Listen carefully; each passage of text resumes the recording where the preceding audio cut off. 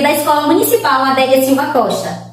Com a pandemia do coronavírus, as escolas tiveram que ser fechadas, levando as crianças a estudarem em casa por quase 2 anos. Este cenário causou prejuízos consideráveis no progresso cognitivo e socioemocional dos estudantes e professores que não podem ser ignorados no retorno presencial. Podemos observar que, no contexto atual, a demanda é diferente das defasagens e dificuldades de aprendizagem que existiam antes da pandemia.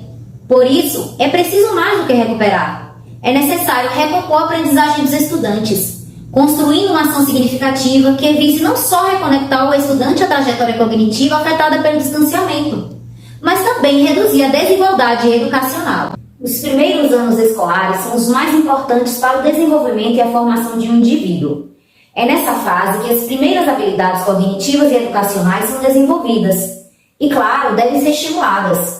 Isso significa que a aplicação de atividades de alfabetização deve fazer parte da rotina de sala de aula.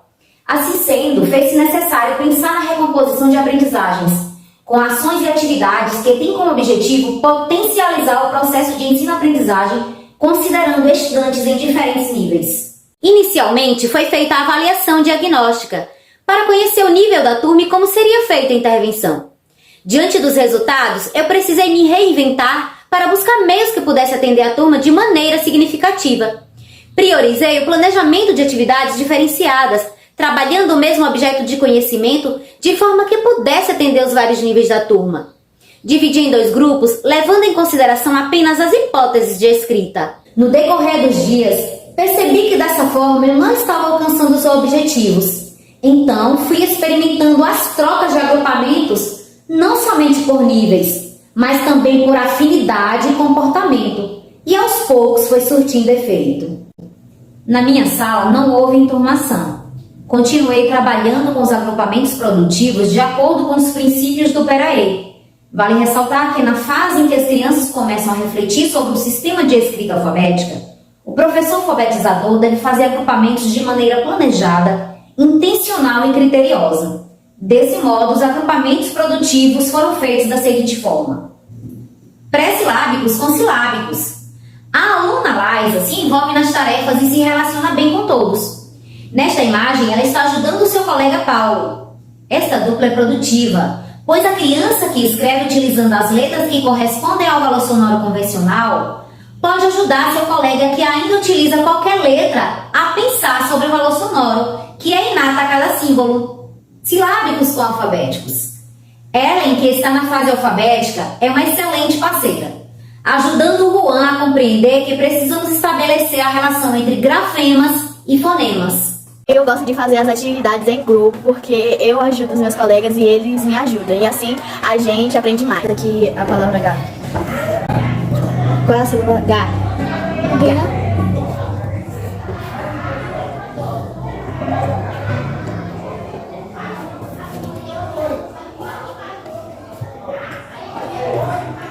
Gata. Gata. Tem um no final? Gata.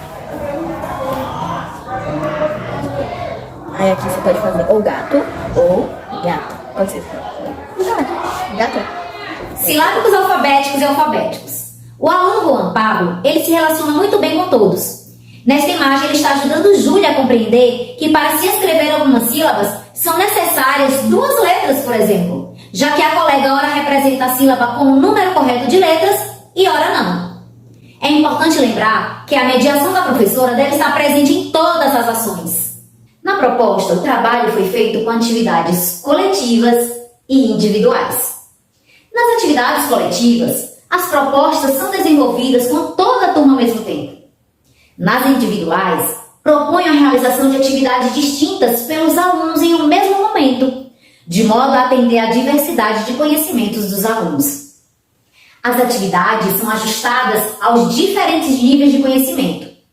Para os alunos pré-silábicos e silábicos, nós trabalhamos com as seguintes atividades: o mexe-mexe de letras e sílabas, jogo da memória, rimas, aliteração, caça-palavras, cruzadinhas, textos lacunados e fatiados com bancos de palavras.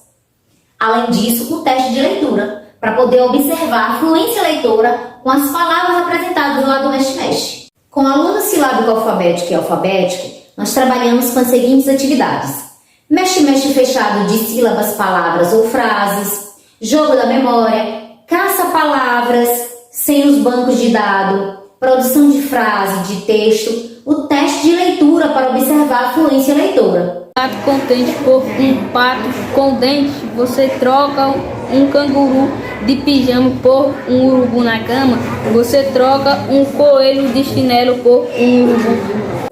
O acompanhamento das aprendizagens dos educandos é feita diariamente. Cada dia percebo uma mudança significativa.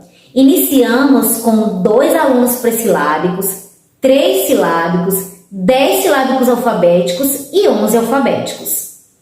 Depois dessas abordagens, nossa turma finalizou o primeiro trimestre com os alunos com bom desenvolvimento.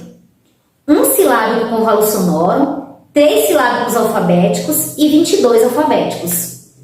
Percebe-se que conseguiram desenvolver-se na leitura, na interpretação, na escrita e na autoestima. Ao final do trimestre, solicitei aos alunos que fizessem uma autoavaliação de como eles iniciaram o ano e de como eles estão.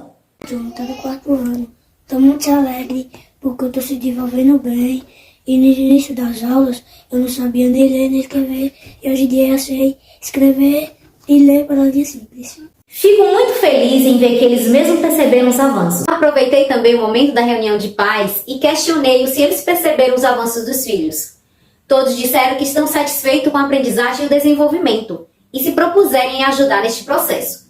Apresentei algumas metodologias que também podem ser feitas em casa, como, por exemplo, o uso do app EduEdu, e alguns já colocaram em prática. Me chamo Claudineia, sou mãe do Juan Jonathan, do 4º ano. Estou muito feliz pelo avanço que meu filho está tendo hoje na sala de aula, pois no começo ele não sabia de nada, ele não reconhecia os sons, ele não sabia ler, ele não sabia escrever nem palavras simples. E hoje meu filho sabe ler, escrever palavras simples e reconhecer os sons. E fico muito feliz quando ele chega aqui em casa e fala que já conseguiu fazer a atividade dele sozinho na sala de aula, que conseguiu ler umas palavrinhas.